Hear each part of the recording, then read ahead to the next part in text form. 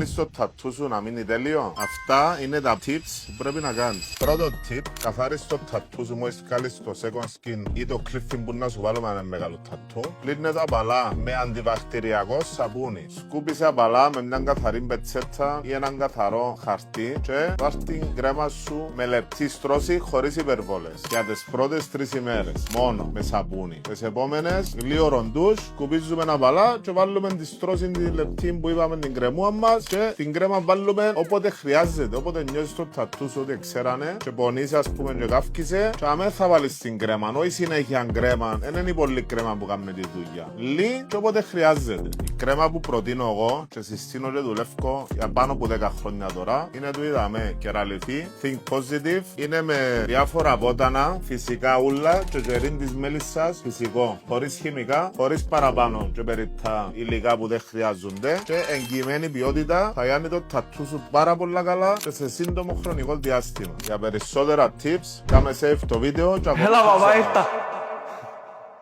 Άντε ρε, Να μου είναι, σηκώσει ώρα.